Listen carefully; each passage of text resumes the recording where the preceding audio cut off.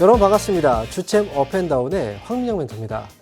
자, 오늘도 여러분들과 함께 1시간 동안 보유하고 있는 종목들 상담을 통해서 고민을 해결해 드릴 거고요. 그리고 오늘도 주식 투자를 하는 데 있어서 굉장히 중요한 투자 포인트를 또 알려드리도록 하겠습니다. 자, 그러면 오늘 전반적인 시장의 분위기를 간단하게 좀 이야기를 해드리면 사실 FOMC 회의에 대한 어떤 경계 심리일까요? 미국 증시 내에서도 기술주들의 이 차익 매도가 나왔고요. 반면에 순환매가 돌면서 이 금융주들이 좀 강한 현상이 나왔습니다. 국내 증시 역시도 일단 어제 같은 경우에는 이 코스피 중심으로 시장이 많이 올라왔었는데요. 특히나 뭐 삼성전자, 하이닉스 쪽이 좀 강했죠. 하지만 오늘 같은 경우에는 이 코스피 시장이 조금 약한 분위기, 그리고 반면에 코스닥 쪽으로 자금들이 좀 많이 이동을 하고 있는 분위기입니다. 어제는 대형 섹터가 강했다면 오늘은 중소형, 그리고 코스닥 반도체를 중심으로 해서 또 움직입니다. 결국은 반도체를 빼놓고는 설명이 안 되는 장이긴 합니다. 어쨌든 이렇게 시장이 좀 빠르게 변하고 있고, 그리고 코스피 지수는 조금 더 올라가게 된다면 신고가 9,000포인트를 넘어가는 자리도 분명히 나올 거예요. 자, 그렇다면 FOMC 회의를 좀 앞두고 있는 시점, 과연 여기에서는 어떻게 이 종목들을 가져가야 되는 건가? 아니면 내 종목을 지금 추가 매수를 또 해야 되는 기회인가? 아니면 지금 정리하고 다른 종목으로 교체를 해야 되는 건가? 자, 이 부분 고민 많이 되실 겁니다. 자, 그런 고민 있으시면요, 혼자 고민하지 마시고 이 시간 동안에 전화 그리고 문자, 유튜브를 통해서 상담을 신청해 주시면 제가 오늘 여러분들 그 종목들 꼼꼼하게 좀 상담을 통해서 어떻게 해야 되는지 전략들을 좀 세워드리도록 하겠습니다. 그리고 오늘 굉장히 중요한 또 강의도 있으니까요. 잠시 후에 저는 이 강의 내용부터 시작할 거고요. 자, 그러면 지금 현재 시장 분위기 어떻게 움직이고 있는지 캐스터님과 함께 시장의 분위기를 한번 점검하고 오도록 하겠습니다. 네, 주챔 업앤다운의 캐스터 김효빈입니다. 오늘 우리 시장 간밤 미국 증시에서 있었던 조정 여파와 FOMC 경계감이 동시에 반영되는 모습입니다. 어제는 코스피가 강했고 코스닥이 좀 약했다면 오늘은 외국인과 기관이 함께 매도에 나서면서 양시장 모두 부담을 받는 흐름인데요. 그렇다면 자세한 지수 흐름 살펴보도록 하겠습니다. 먼저 코스피입니다. 코스피 현재 0.04% 하락한 8,722선 지나고 있습니다. 네, 코스피 어제 굉장히 강했지만 간밤 뉴욕 증시에서 반도체주가 5% 넘게 하락하면서 함께 지수 하방을 이끌고 있고요. 다음은 코스닥입니다. 코스닥은 1.12% 상승하며 1,030선 지나고 있습니다. 코스닥 장 초반부터 방향성을 잡지 못하고 있는 모습인데요. 상승과 하락을 오가고 있는데 현재는 상승 전환한 모습입니다. 이어서 수급 상황 살펴보도록 하겠습니다. 네, 코스피입니다. 코스피 현재 개인이 홀로 1조 9천억 원 넘게 매수하고 있고요. 외국인과 기관이 쌍끌이 매도에 나서고 있습니다. 네, 어제까지만 해도 외국인이 매수세에 나섰는데 오늘은 4거래일 만에 매도에 나서면서 지수 하방을 이끌고 있습니다. 이어서 코스닥입니다. 코스닥 개인과 기관이 매수하고 있습니다. 기관은 926억 원, 기관은 65억 원 매수하고 있고요. 외국인은 코스피와 똑같이 매도세에 나서고 있습니다. 1,056억 원 매도하고 있습니다. 이어서 오전장에서 주목해볼 만한 특징주 살펴보도록 하겠습니다. 첫 번째로는 SK스퀘어입니다. 현재 5.6% 상승하며 158만 5천 원 선 지나고 있습니다. 네, 장 초반에 161만 원까지 오르면서 52주 신고가를 기록하기도 했는데요. SK하이닉스의 주주환원 확대 기대가 커지면서 SK하이닉스의 지분을 약 20% 보유한 SK스퀘어가 직접적인 수혜를 받고 있습니다. 특히 SK증권은 오늘 SK스퀘어 목표 주가를 145만 원에서 185만 원으로 상향 조정했고요. 시장에서는 SK하이닉스의 배당 확대와 주주환원 강화가 현실화될 경우에 SK스퀘어 지분 가치와 배당 수익도 함께 커질 수 있다는 점에 주목하고 있습니다. 여기에 기관 투자자들이 SK하이닉스 대신 SK스퀘어를 대안으로 잡을 수 있다는 점도 기대감이 커지고 있습니다. 네, 두 번째로는 한국전력입니다. 한국전력 현재 4% 넘게 상승하며 41,500원 선 지나고 있습니다. 네, 중동 전쟁 종전 기대가 커지면서 유가와 LNG 같은 연료 가격 부담이 낮아질 수 있다는 전망에 수혜를 받고 있는데요. 한국전력은 연료비 변화의 실적이 직접 흔들리는 종목인 만큼 에너지 가격 안정 기대가 곧바로 실적 개선 기대로 이어지는 구조입니다. 여기에 목표 주가 상향까지 더해지면서 투자 심리를 자극하고 있고요. 원전 발전 비중 확대까지 감안하면 하반기 수익성 개선 가능성도 함께 부각되고 있습니다. 마지막으로는 넥스트리입니다. 네, 현재 9% 넘게 상승하며 16,310원 지나고 있습니다. 오늘 철강주가 굉장히 급등하고 있습니다. 미국과 이란의 종전 양해각서, 즉 MOU 체결 기대 속에서 이란 재건 사업이 본격화될 수 있다는 전망이 나오면서 철강주 전반으로 매수세가 붙고 있습니다. 특히 철강은 건물과 도로, 교량 같은 인프라 복구에 가장 먼저 투입되는 핵심 자재로 꼽히고 있고요. 넥스텔은 정유시설과 송유관, 에너지 설비 복구 과정에서 관련된 수요가 늘어날 수 있다는 기대가 반영되는 모습입니다. 같은 흐름으로 하이스틸, 문배철강, 아주스틸 같은 철강주도 함께 급등하면서 업종 전반으로 재건 수혜가 확산되는 모습입니다. 네, 지금까지 오전장 특징주와 흐름 살펴봤습니다. 그럼 이어서 종목 상담 참여 방법 안내해 드리도록 하겠습니다. 02-2638-3985번으로 전화 주셔도 되고요. 정보 이용료 100원이 부과되는 샵 3989번으로 문자 주셔도 됩니다. 보내주실 때는 종목명과 비중, 매수가 보내주시면 되고요. 또한 팍스경제 실시간 채팅으로도 참여 가능하니까요. 많은 신청 부탁드립니다. 지금까지 캐스터 김효빈이었습니다.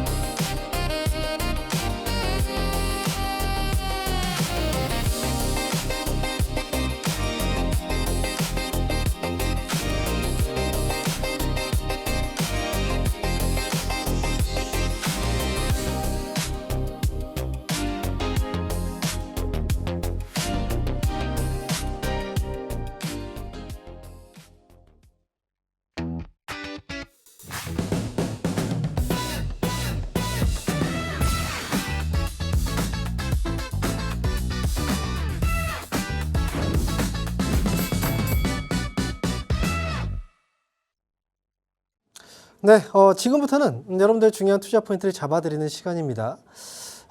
일단 시장은 불확실성이 해소가 되면서 이란과 미국, 이 전쟁, 이 종전에 대한 협상 MOU가 체결됐죠. 자, 그래서 환호하는 분위기도 있지만 FOMC 회의를 또 앞두고 있기 때문에 약간의 경계감도 있습니다. 자, 최근에 주가의 움직임을 보면 미국과 이란이 지금 종전에 대한 협상, 이 MOU 체결 소식이 나타나면서 결국 재건과 관련된 종목들이 급등을 했습니다. 재건 관련된 종목들, 결국은 이 건설사들이 대표적인 기업들이죠. 자, 그래서 오늘은요, 이 건설사들에 대해서 좀 분석을 해드릴 생각입니다. 건설사들 지금 현재 상황, 그리고 이 실적은 과연 또 어떻게 될지, 그리고 중요한 투자 포인트는 어디에서 잡아야 되는지, 자, 그 부분을 지금부터 한번 설명을 드리도록 하겠습니다. 자, 건설사. 일단 건설업을 우리가 이해하기 위해서는 건설업의 이해 관계자, 이 구도, 이 네 가지입니다. 여기에 대해서 먼저 시작을 해볼게요. 자, 많이 들어보셨을 겁니다. 시행사. 첫 번째로 시행사가 있고요. 두 번째는 이제 시공사가 있겠죠. 그리고 세 번째, 수분양자. 그리고 네 번째, 금융기관이 있습니다. 자, 시행사는 이 건물을 짓기 위한 토지, 이 토지를 보유하고 있는 주체. 그게 바로 이제 시행사라고 얘기를 하고요. 그리고 이 시공사는 시행사가 우리 이 건물에 이 토지에 건물을 지어주세요라고 요청을 하죠. 그래서 실제로 건설을 하는 그 업체가 바로 시행사라고 얘기합니다. 건설사가 바로 여기에 포함되죠. 자, 물론 건설사가 보유하고 있는 토지가 있다면 거기에 건물을 짓는다면 건설사는 시행사와 시공사가 동시에 될 수도 있습니다. 자, 그리고 이 시행사가 건물을 짓기 위해서 돈이 필요하죠. 그런데 그 돈을 금융기관을 통해서 조달하게 되는데요. 시행사가 금융기관에서 이 대출을 통해서 이 돈을 조달하는데 사실 여기에 있어서는 이제 신용도에 대한 문제가 있어요. 그렇기 때문에 보통 건설사 쪽에서 신용 보증을 서주고요. 그래서 시행사 쪽에 대출이 발생하게 됩니다. 그리고 건물을 또 짓죠. 그리고 거기서 분양이 발생하고요. 그리고 이 공사대금이 건설사로 들어가게 되는 겁니다. 그래서 건설사의 수익 구조는 이 공사대금을 통해서 발생한다. 이렇게 이해하시면 되겠죠. 자, 그러면 다음 화면 이 건설사의 중요한 이익 구조에 대해서 한번 설명을 드릴 건데요. 자, 건설사의 이익 구조 일단 두 가지가 있어요. 자체 현장이냐 아니면 도급 현장이냐. 여기에 따라서 이익 구조가 조금 다릅니다. 자, 자체 현장이라는 건 앞에서 잠깐 설명드렸지만 시행사이면서 시공사인 이 건설사의 경우에는 개발에 대한 이익과 그 다음에 건축비 이 두 가지 이익이 여기서 발생을 한다는 거죠. 결국은 자체 현장이라는 건 시행사와 시공사가 동일했을 때 이때 현장을 바로 자체 현장이라고 얘기합니다. 자, 이때 발생되는 이 마진이 굉장히 높아요. 20% 이상의 고마진이 발생하기 때문에 그래서 이 자체 현장의 경우에는 그만큼 이익이 커진다라는 거고요. 그리고 도급 현장. 이거는 이제 시행사하고 시공사가 따로 있는 거죠. 결국은 이제 건물을 그냥 짓기만 하는 이런 공사만 하는 그런 경우에는 이 건축비에 대한 이익이 발생을 한다. 하지만 이 이익은 마진율이 그렇게 높지는 않다. 대략적으로는 15% 정도 선에서 이 마진이 결정된다. 이렇게 보시면 돼요. 자, 그렇다면 건설사의 마진이 늘어나기 위해서는 뭐가 필요하냐? 이게 가장 중요한 건 분양가입니다. 여기 분양가. 분양가가 올라가면 그만큼 건설사들의 이익은 커질 수밖에 없어요. 높은 분양가로 만약에 이제 분양이 됐을 경우에는 건설사들의 이익이 커질 거고, 만약 분양가가 낮게 책정이 됐다. 그러면 결국은 이제 건설사 이익은 그만큼 줄어들게 되겠죠. 자, 그러면 이 건설사들에 대한 실적 포인트를 지금부터 좀 잡아드릴 건데요.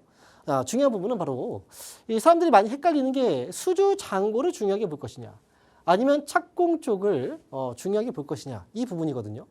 보통 수주가 발생하면 이익이 좋아진다 이렇게 다들 알고 계신데 실제로는 그렇지 않아요. 자, 보시면 건설사들은 매출액의 인식 시점이 있어요.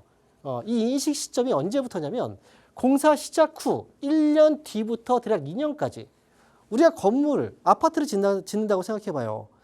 몇 개월 만에 뚝딱 지을 수는 없죠. 그럼 무너집니다. 그렇기 때문에 아파트를 지을 때 대략 한 3년 정도로 잡아요. 공사 기간을. 그래서 초기 공사 같은 경우에는 돈이 많이 들지 않습니다. 그래서 1년 전에 발생되는 이 이익은 대략 한 10% 정도 대에서 발생을 하고요. 실제적으로 큰 이익은 1년 뒤 공사부터 발생을 한다.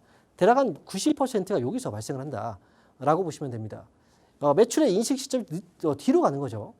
자, 그러면 매출액 증가 포인트는 어떻게 잡아야 되는가? 자, 수주잔고인가 착공인가? 여기서 중요한 건 제가 여기 노란색으로 표시해놨죠. 착공 쪽이 굉장히 중요합니다. 자, 수주잔고가 증가한다고 해서 바로 매출액이 증가하는 건 아니라는 거죠. 수주가 잔고가 증가했다? 뭐 그렇게 해서 바로 이익이 증가하는 거 아니에요. 실제 착공에 들어가야 그때부터 이익이 발생하는 겁니다. 실제 분양이 들어가야 그때부터 이익이 발생하는 거죠. 그래서 수주 잔고는 늘었지만 실제 이익은 늘지 않는 경우들이 많아요. 그래서 결국은 이 착공, 이 분양이 증가한다. 그러면 결국은 이게 바로 매출액 증가로 이어진다. 이렇게 이해하시면 됩니다. 실제로 이걸 확인하는 건 굉장히 간단합니다. 자, 예를 들어서 한번 생각해 볼게요. 현대건설입니다. 이거는 예를 들어서 설명을 드릴 거예요. 현대건설에 이거는 이 증권사에서 발간된 보고서의 그 내용을 제가 이제 뽑아서 이렇게 화면에 이제 세 가지로 좀 구분해서 옮겨놨는데 여러분들 그 증권사 보고서도 보잖아요. 근데 증권사 보고서에서 여러분들이 항상 그냥 많이 보는 게 목표가, 매수, 매도 의견 이것만 봐요. 근데 실제로 그 안에서는 그 내용이 중요한 게 아니고요. 실제 그 자료, 이 자료 화면이 되게 중요한 거거든요. 그러니까 목표가나 이런 것들만 보지 마시고 그 안에 있는 자료들을 보셔야 됩니다. 자, 옆에 보시면 첫 번째 화면은 현대건설의 수주잔고 추이입니다. 수주잔고 추이. 자, 보세요. 2024년도에서 2025년도에요. 자, 수주잔고 추이. 왜냐하면 이걸 보는 이유가 실제로 실적이 매출의 증가, 매출액이 인식되는 시점은 초기보다는 1년 뒤부터라고 했죠. 1년 뒤부터 2년까지. 그때가 실제로 크게 반영이 된다. 그렇기 때문에 2025 지난해하고 그 전년도에 그 전년도에 수주 잔고를 일단 보는 거예요. 자, 2014년도에서 2015년도 수주 어때요? 수주는 늘었습니다. 그러면 이 실적이 언제? 26년도에 반영이 되면 이거 올해 실적이 좋겠구나. 이렇게 생각할 수도 있죠. 하지만 옆에 한번 보세요. 현대건설의 착공 실적을 보세요. 자, 착공 쪽을 보시면 2024년도와 2025년도가 할 때 수주는 늘었는데 착공은 감소했다는 거죠. 자, 여기서 중요한 건 뭐예요? 앞에서 수주보다는 착공이 중요하다. 이게 실적이 반영된다라고 얘기했죠. 그렇다면 봅시다. 이 증권사에서 영업이익, 일단 실적을 추정했는데 이게 바로 2026년도예요. 올해 실적에 대한 전망을 어떻게 했는가? 매출액 보세요. 매출액이 늘어납니까? 감소합니까? 감소하죠. 올해는 매출액이 감소할 것으로 전망되고 있습니다. 왜? 착공 실적이 이때 감소했기 때문에 이게 올해 실적이 반영되는 거예요. 어찌 보면은 이 건설사들 같은 경우에는 과거 데이터를 가지고 현재의 실적을 유추할 수 있기 때문에 오히려 우리가 데이터를 활용할 수 있는 게 굉장히 많아요. 여러분들도 실제로 이걸 활용할 수가 있다는 거죠. 자, 그러면 다음으로 건설사들에 대한 중요 실적 포인트를 한번 확인해 볼 건데요. 현대건설과 그리고 여기 GS건설입니다.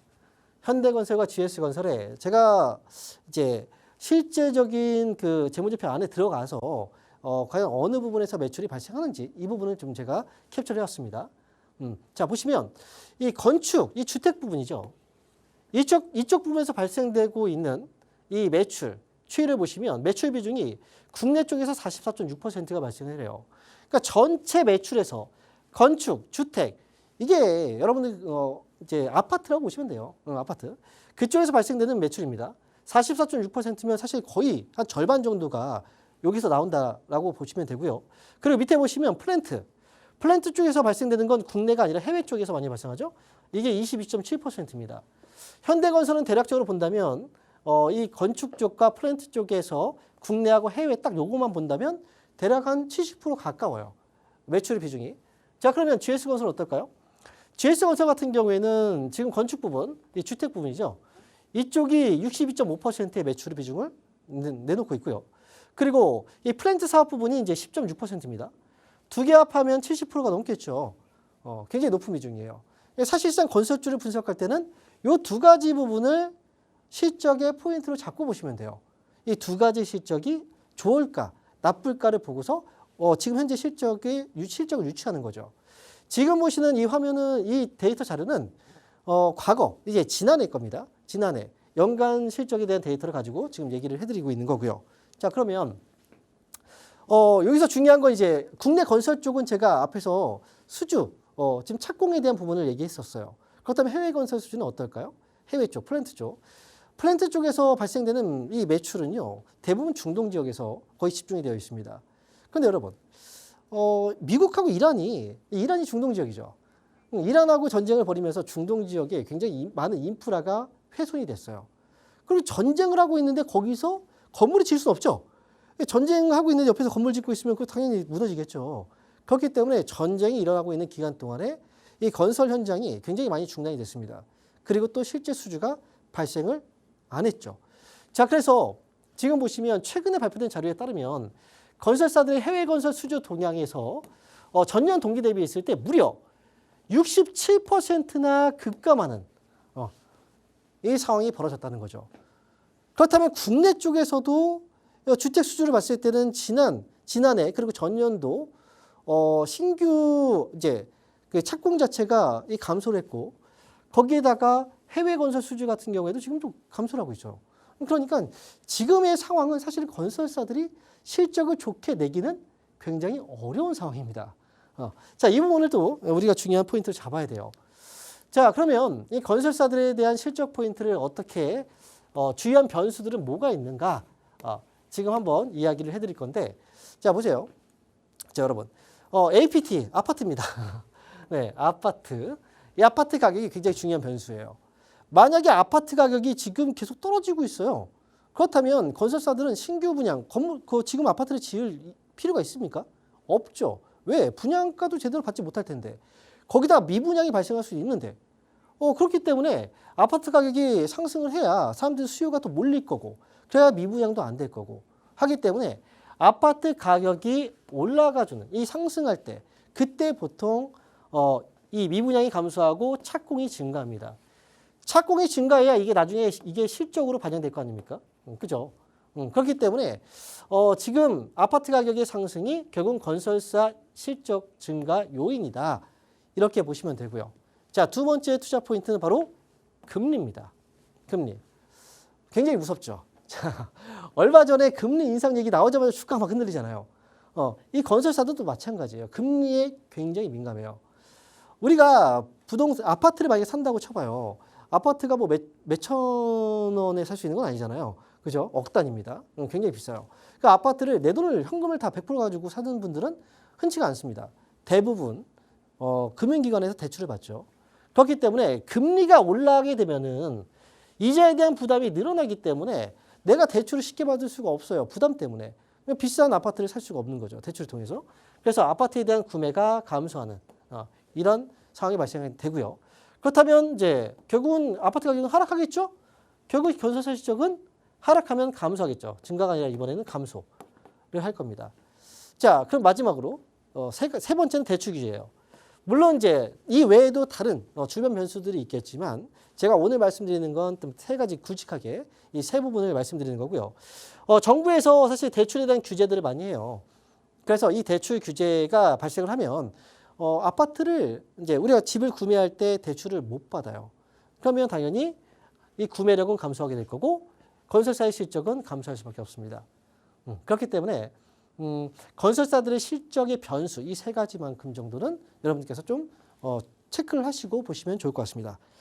자, 그러면 건설주에 대한 분석 이 결론을 한번 내어드릴게요.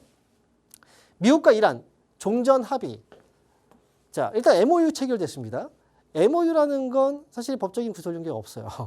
그래서 어떻게 될지는 모르겠지만 일단 세부적인 협상도 나와야 되고 지금으로서는 일단 종전으로 지금 방향을 잡았다라고 하는 거고요. 그러면 재건 시장이 분명히 열릴 거고 그렇다면 국내 기업들이 중동 쪽에서 건설 쪽에 대한 실적들을 그만큼 잘 내왔기 때문에 사실 이제 텃밭이죠. 거기서 이 우리나라 건설사들이 실제로 이익을 많이 낼 수도 있어요. 수주를. 그래서 주가가 또 많이 올라간 거죠. 하지만 건설주 같은 경우에는 일단 최근에 재건 테마주로 급등을 했고 자, 중동에 파괴된 인프라 재건 때문에 이렇게 올라갔지만 자, 실적에 대한 부분들 앞에서도 확인했죠. 올해 건설사들은 실적에 대한 부담을 안고 있는 상황입니다. 자, 이제 조금 있으면 실적 시즌이 도래합니다. 그렇게 된다면 실적과 주가의 괴리감이 클 때 매도가 나올 수 있거든요. 그렇기 때문에 사실 이런 거는 미리미리 움직일 수 있어요. 그래서 국내 매출과 회계 수주가 급감했다는 점은 사실 부담으로 작용할 수밖에 없고 그리고 자, 결국은 이제 조금 있으면 금리는 또 올라가게 될 거예요. 일본 같은 경우에는 이미 어제 금리 인상이 나왔고요. 그리고 미국도 어느 시점에서는 금리가 올라갈 거고 우리나라는 조금 더 앞당겨서 금리 인상이 될 겁니다. 금리 인상이 가까워지고 있다는 건 사실은 이 건설사들한테는 부담이 될 수밖에 없는 요소가 되겠죠. 자, 그래서 재건 테마 같은 경우에는 단기적인 접근 전략이 전략으로 보는 게 좋겠고 만약에 나중에 이 건설사들을 투자를 하려고 한다면 앞에서 말씀드렸던 이 자료들을 바탕으로 해서 지금 사야 될지 말아야 될지를 결정하시면 됩니다. 자, 이렇게 해서 오늘 건설주에 대한 분석 알아봤습니다. 이 정도면 아마 건설주 투자하는 데 있어서 사실 거의 대부분 다 우리가 좀 다 알고 투자를 하는 거기 때문에 오늘 얘기해 드린 부분은 꼭 기억하시기 바랍니다. 자, 그러면 오늘 강의는 여기까지 진행할 거고요. 지금부터는 여러분 상담을 이어갈 거예요. 잠시 쉬었다가 올 거니까 채널 고정하시고 잠시 후에 뵙도록 하겠습니다.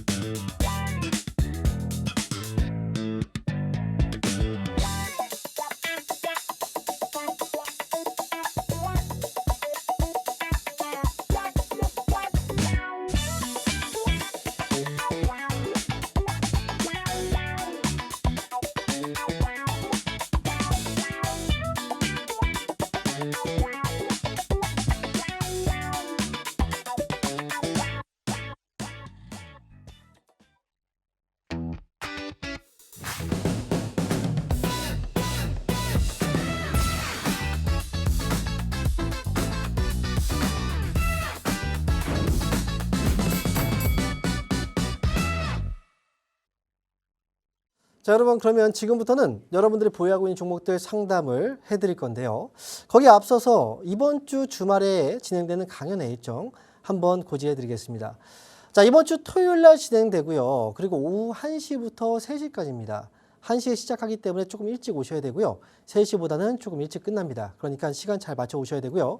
이번 주 같은 경우에는 부천이에요. 부천에서 진행되는 강연회고. 그리고 뭐 항상 제가 이 강연회 현장에 오시면 방송에서는 얘기해드리지 않았던 실제 투자에 접목시킬 수 있는 중요한 포인트들을 잡아드립니다. 그러니까 강연회는 무료니까 여러분들 부담 갖지 마시고 이번 주 토요일 날 현장에 오시면 됩니다.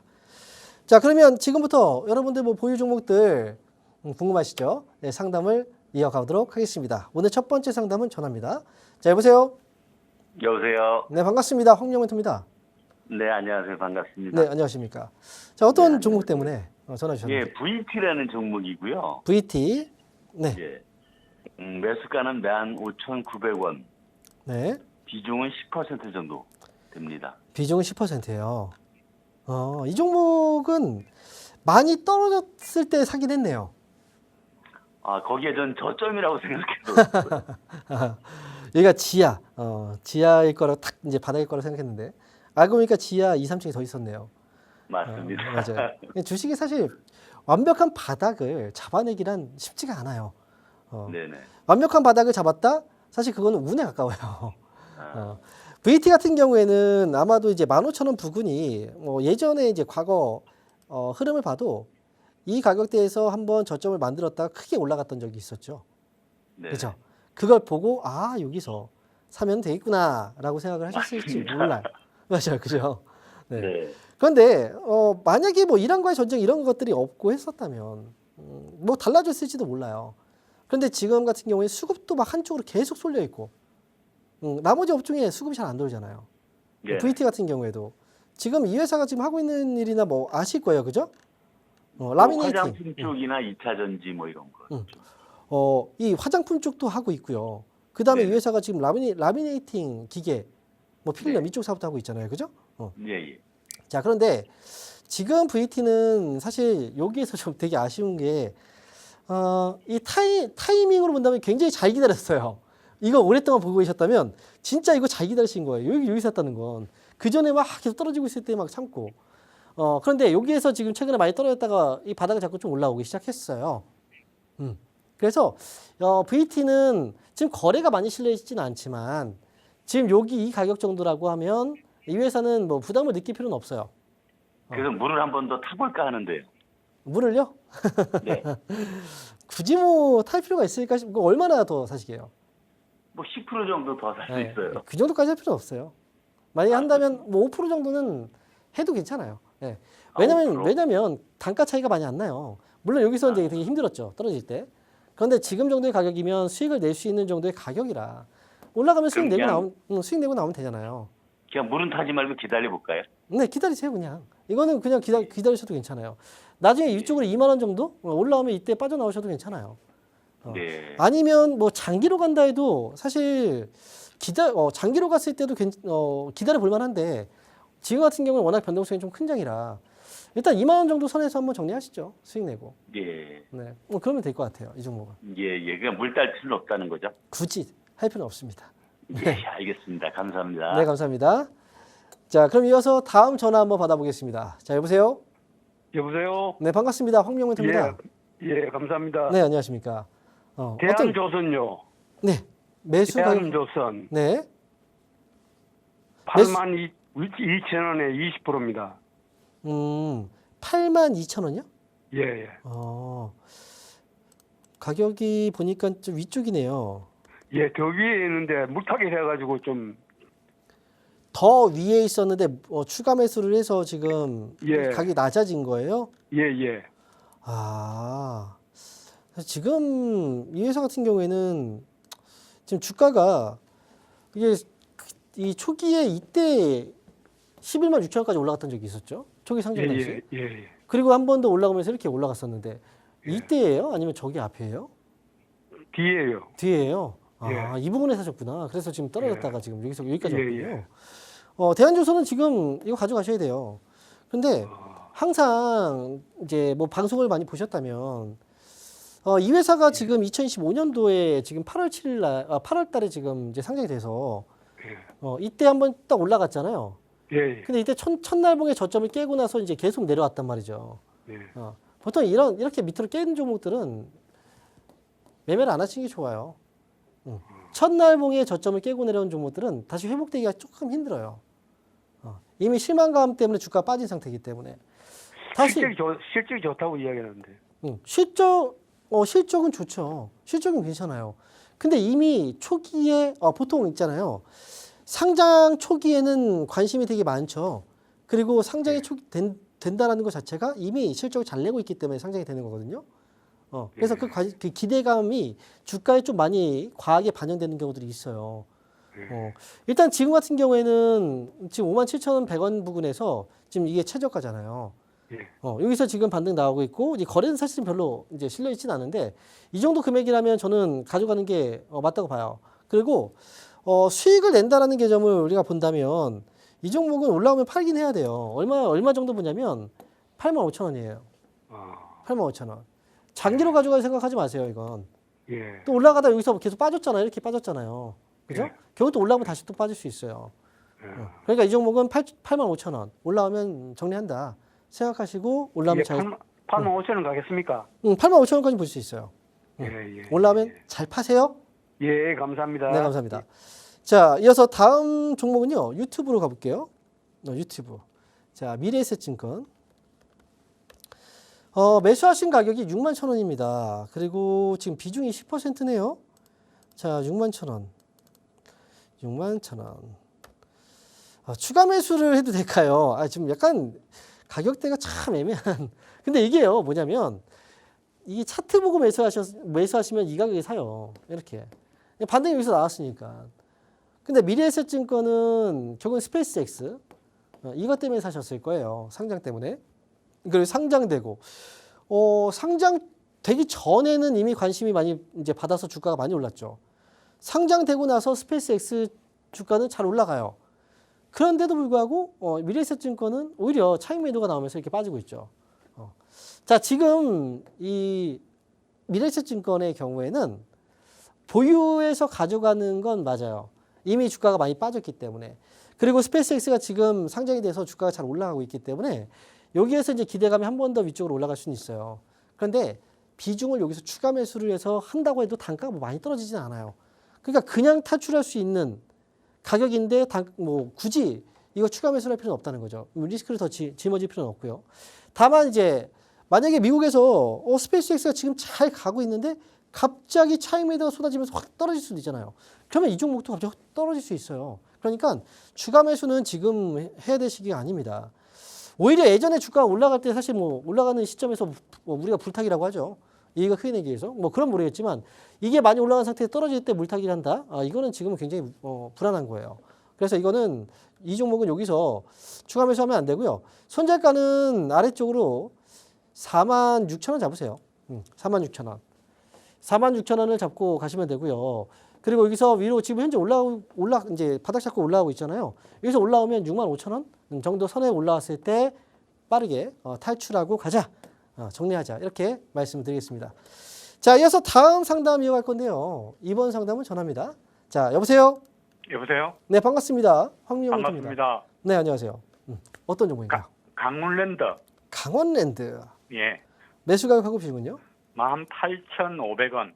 네. 15%입니다. 18,500원, 15%. 예. 강원랜드에 가보셨어요? 아니요. 안 가보셨어요? 저는 집이 부산이라서 네. 그 강원랜드 멀어가지고 거기까지 가지는. 저도 강릉에 한번 갈 때 한번 이제 가봤던 적이 있어요. 네. 네, 어떤 이제 현장 분위기를 한번 느끼기 위해서. 그때 예. 한 번도 안 갔어요. 그 다음부터는. 네. 일단 그 강원랜드 같은 경우에는 말이죠. 예. 아시죠? 카지노. 예, 알고 있습니다. 그렇죠. 모르는 사람은 아무도 없을 거예요. 지금 요즘에 들어서 카지노 관련주들이 한번 크게 밀리고 바닥을 잡고 조금씩 올라와요. 이게 예. 국내 카지노가 강원랜드, 해외 카지노, 해외 외국인 전용 이제 GK의 파라다이스. 아마 이제 이 종목들도 지금 파라다이스 한번 볼게요. 자, 파라다이스도 최근 보면 주가가 지금 아래에서 바닥을 잡고 좀 올라오고 있는죠. 여기서 그렇죠? 예. 사실은 이제 이 강원랜드라든지 파라다이스 그 파라다이스나 뭐 GK 이런 종목들 같은 경우에는 외국인 관광객들이 유입되는 그 수치를 딱 보면 어느 정도의 이제 그 수익에 대한 추정치가 파악할 수 있는데 사실 국내 같은 경우에는 또 이게 경제가 좀 활성화되고 막 그러면 그래야 이제 또 강원랜드도 많이 가고 또 하거든요. 근데 지금 일단 강원랜드 같은 경우에는 주가가 과도하게 많이 빠지긴 했어요. 그래서 지금 여기서 올라오고 있잖아요. 예. 이거는 일단 물린 거잖아요. 여기서 예. 위에서 물렸죠. 물려 있는 건데 추가 매수를 뭐 해서 단가 낮춘 거예요, 이거? 예. 아, 낮추신 거요? 예. 18,450원 지금 물타기를 한 7% 정도 했네. 아, 그래요? 예. 추가 매수 더 하실 생각 있으세요? 아니요. 지금은 다른 것도 물려가지고. 아, 그래요? 아. 예. 그러면 지금 이거 기다리세요. 나중에 이 강원랜드 예. 사실 이게 주가가 많이 빠진 상태예요. 그래서 지금 되게 답답하지만 어느 순간 되부터 2만 원까지 올 거예요. 제가 볼 때는 지금 이게 물려 있는 상태고 또 이제 현금이 안 들고 있기 때문에 그냥 예. 19,000원 위로 올라갈 때 팔고 나오시면 되거든요. 이 종목은. 아, 예. 네. 하면 좀 시간이 많이 걸리겠죠. 시간은 좀 걸리긴 할 텐데 그래도 네. 지금 과거에 주가가 올라갈 때 뭐 비슷한 식으로 이제 올라올 때 보면은 대략 몇 개월 정도거든요. 이렇게 올라갈 때. 지금 이제 그때보다는 조금 더 강하게 올라오고 있긴 해요. 예. 어쨌든 제가 볼 때는 수남매 과정 안에서 카지노 관련주들도 수남매를 탈 수 있는 종목이라 이 종목은 좀 기다리셨다가 19,000원 위로 올라갈 때 팔고 나오시면 돼요. 네, 지금 한 6월 달이잖아요. 네. 연말까지는 좀 돌아가겠습니까? 자꾸 기간을 지금 많이 알려달라고 하시는데 아, 아마 제가 아직- 볼 때는 뭐 그 안에 되지 않을까요? 저는 그렇게 좀 그렇죠? 생각을 해요. 네. 아, 잘 한번 가보시고 잘 정리하시고 나오시면 됩니다. 예, 감사합니다. 네, 감사합니다. 자, 그럼 이어서 다음 상담은요. 문자입니다. 자, 문자 솔리드입니다. 매수 가격은 14,800원이네요. 자, 가격을 14,800원. 자, 그리고 비중이 10%, 앞으로의 전망을 알려달라. 이렇게 말씀하셨는데, 사실, 솔리드 매수하신 분은 앞으로의 전망이 중요한 게 아니었거든요. 매수할 때 아마 차트 보고 매수하셨을 텐데. 네. 왜냐면요. 지금 봐봐요. 지금 여기서 가격을 보면 알아요. 이 가격이 지금 지지를 받고 튄 가격이거든요. 이렇게 올라가고. 그러니까 여기서 사서 올라갈 때 올라가는 거 보고 나서 이제 사셨거나 아니면 떨어질 때 여기 가격을 와서 사신 거예요. 사실 우리가 이제 솔리드 이 장비주제, 통신 장비주잖아요. 통신 장비주 같은 경우에는 그동안 우리가 이제 AI 랜 이쪽이 주목을 많이 받았죠. 그러면서 엔비디아, 뭐 광통신 이쪽으로 연결이 되면서 주가가 올라왔는데 앞으로로 본다면 미국에서 5G 주파수 경매가 있잖아요. 네, 거기에 있어서 사실 이제 우리나라 장비주들, 통신주들, 얘네들도 역시 이제 앞으로 좀 어느 정도 수혜가 또 예상이 되고 있기 때문에 그리고 사실 이 부분도 중요해요. 우리나라 6G 넘어가죠. 그리고 여기에서도 이제 결국 이 통신 인프라가 사실은 되게 중요하거든요. 앞으로 뭐 자율주행이라든지 이런 것들을 우리가 또 가려면. 그래서 일단은 되게 이 솔리드는 주가 많이 올라갔다가 차익 매물이 나오지만 다시 또 올라갈 수 있습니다. 이 종목은 위쪽으로 간단하게 좀 설명드리면 사실 뭐 목표 주가만 높게만 잡지 않으면 돼요. 왜냐면 여기서 고점이 살짝 올라갔다가 지금 살짝 빠졌거든요. 근데 여기 지금 저점 깨고 내려왔잖아요. 다음에 올라가면은 여기서 이 고점보다 좀 아래쪽에 한 17,000원 위쪽으로 올라갈 때 팔고 나온다. 이렇게 생각하시면 돼요. 목표 주가는 17,000원, 1.7만 원 이쪽 잡고 가시면 되니까 올라올 때 잘 정리하시면 됩니다. 자, 이어서 다음 종목 또 문자입니다. 롯데케미칼 한번 보도록 하죠.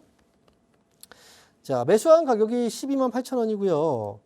자, 그리고 10% 12만 8천 원. 12만 8천 원. 이 가격이 순간적으로 안 보였어요. 높게 사셨구나. 이게 지금 이게 오래된 종목이네요. 거의 한 2년 넘게 추가 매수까지 했는지 모르겠어요. 진단. 지금 보유해요. 이건 보유하셔야 돼요. 이 화학주 업황이 너무 안 좋았어요. 그동안 너무 업황이 안 좋았던 상황이었고, 그래서 지금 주가가 굉장히 많이 지금 떨어져 있는 상태거든요.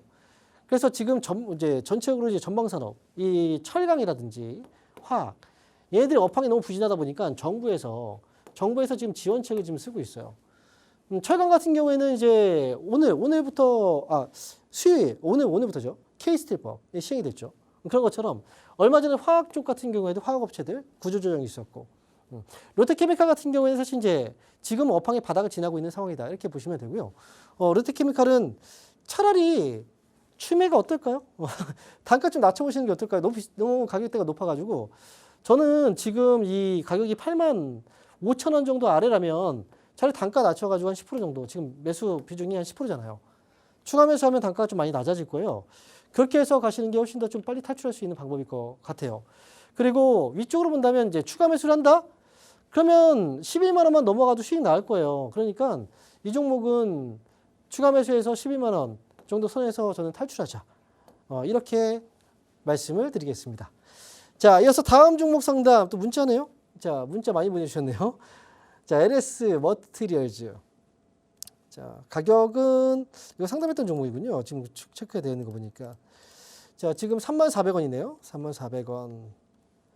20%. 예, 방금 전에 제가 가격이 있었던 가격을 지웠는데 또 그 가격이에요. 그러니까 보면은 대부분 그 전에 상담했던 가격도 이 가격이거든요. 그러니까 지금 다 지우고 다시 했는데 또 이 가격이에요. 그분이 다시 상담을 주셨는지 아니면 모르겠어요. 일단 제가 볼 때 추격 매수하신 거죠. 여기서 고점에서. 이 최고점 부분에서 이렇게 매수하기도 사실 쉽진 않는데, 그리고 지금 보니까 뭐 어떻게 해야 되는지 손절해야 될까요? 손절의 시기는 늦었잖아요. 이미 손실이 너무 큰데, 여기서 손절을 하기에는 사실 좀 너무 늦었다라고 생각을 하셔야 되고, 그리고 이게 추가 매수 하셨는지 모르겠네요. 추가 매수를 해서 20%인지. 만약에 추가 매수 없이 그냥, 10% 정도 손이라면, 이 종목은 추매해서 단가 낮추는 게 더 나을 수 있어요. 근데 일단은 지금은 가져가시고요. 위로 올라가면 이 전고점 자리예요. 다행히도 지금 이때 빠질 때 지금 거래가 지금 많이 터지진 않았고 흐름은 다시 한번 올라올 수는 있거든요. 근데 이 올라올 때 가격이 3만 원대 아마 이 부근에서 밀릴 수 있어요. 그러니까 목표 주가는 좀 낮게 잡는 게 저는 좋을 것 같네요. LS 머티리얼즈 같은 경우에는 아래 이제 위쪽으로 2만 7천 원 정도, 2.7만 원이라고 쓸게요. 2.7만 원. 3만 원 밑에 가격입니다. 이 정도 가격 이제 보시고요. 순간적으로 올라올 때 한번 딱 칠 수 있어요. 그럼 올라올 때 팔고 나오시면 돼요. 최대한 손실을 줄이고 나온다. 이렇게 생각하시면 됩니다. 수익 내고 나올 수 있었으면 참 좋은데 너무 높게 사셨어요. 그게 문제입니다. 자, 이어서 다음 종목 상담이요. 또 문자네요. 자, 뉴로메카. 자, 일단 뉴로메카인데요. 54,150원입니다. 이 종목도 상담이 좀 있었던 종목이나 봐요. 자, 지금 보시면 54,150원. 자, 가격대가 그래도 낮네요. 자, 그리고 지금 10%인데 단기로 얼마나 갈까요? 일단 중요한 건 지금은 손실이에요. 매수하고 나서 지금 떨어져가지고, 그죠? 얼마 전에 지금 주가가 좀 많이 떨어졌는데, 그래도 하락 변동성이 이미 크게 나온 상태에서 지금 들어간 거기 때문에, 뭐 사실은 뭐 그래서 이 종목은 이제 많이 떨어지진 않았죠. 우리가 로봇주들 같은 경우에는 시세가 올라갈 때는 정말 강력해요. 그죠? 근데 지금 떨어질 때는 굉장히 힘들어요. 뉴로메카도 로봇주. 그리고 이 종목이 과연 근데 실적. 문제는 실적이잖아요. 근데 실적을 보면 이제 실적을 보고서는 매수할 수는 없습니다. 로봇주들 중에서 그런 종목들이 많아요. 뉴로메카도 우리가 협동 로봇 쪽. 이 협동 로봇 쪽도 되게 중요하거든요. 근데 지금 보면 이제 자, 여기 실적을 제가 이렇게 안 봤네요. 이쪽. 보면 지금 빨개요. 영업, 순이익 다 빨갛죠. 매출액 이게 중요한 건 아니에요. 매출액도 좀 감소하고 있고. 그래서 일단 이런 종목들은 전망으로 가고 있거든요. 그래서 이번에 한번 밀렸지만 테마적인 요소로 한 번 더 올라올 수 있는데 이게 뭐 앞으로 로봇이 좋아집니다. 그렇다고 해서 지금 이게 장기로 간다 이건 아니고요. 위로 올라가면 이 종목은 한 8만 원 선이라고 보시면 돼요. 8만 원 선. 올라갔을 때 8만 원 정도 선에서는 수익 잘 챙기고 나오자 이렇게 말씀을 드리겠습니다. 자, 다음 종목은 유튜브 상담입니다. 유튜브 상하 프론테크. 다들 쑥스러워서 전화를 안 주셨나요? 자, 지금 상하 프론테크인데요. 매수한 가격이 21,500원입니다. 21,500원. 자, 그리고 비중은 20%. 계속 가져가도 될까요? 상하 프론테크도 보면은 이제 가격대를 딱 보잖아요. 뭐 때문에 샀는지가 대략 나와요. 이 종목도 결국은 차트입니다. 보세요. 여기서 지금 지지받고 튀었으니까 이거 보고서 여기 산 거예요. 여기서 떨어졌을 때 샀거나 아니면 여기서 샀는데 올라갈 때 못 팔고 다시 떨어졌거나 이번에 크게 밀렸죠. 이번에 일단 크게 한번 밀린 상태에서 다시 또 반등이 나와주고 있는 상황인데 크게 봤을 때는 주가가 많이 떨어져 있는 상태죠. 그러면 상하 프론테크는 과연 실적은 어떨까? 실적도 보면 되게 좋지는 않아요. 이 회사 같은 경우에는 사실 우리가 이제 반도체 쪽도 연관이 되어 있고 또 2차 전지 쪽도 연관이 되어 있는 사실 포지션 자체가 조금 어찌 보면 애매한 만약에 테마를 뭐 이런 종목들이 테마 타면 또 강하게 탈 수 있는데 지금으로서는 포지션 자체가 조금 애매한 상황입니다. 일단은 상하 프론테크는 이거 보유하시면 되고요. 수익 내고 나올 수 있어요. 위쪽으로 목표가는 25,000원 잡고 가세요. 다만 올라오면 팔아야 됩니다. 그래서 목표 주가는 25,000원 보유 의견 드리겠습니다. 자, 이번 상담 또 문자 한번 가볼게요. 하나마이크론. 매수한 가격이 42,800원이에요. 42,800원. 자, 수익이 나고 있지만 최근에 사셨네요.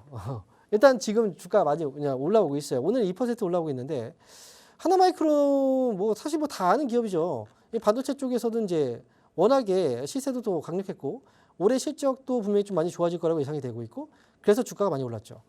하나마이크론은 지금은 사실 그 매수했던 시기가 조금 밑에였다면 이건 지금은 그냥 끌고 가야 되는 게 맞거든요.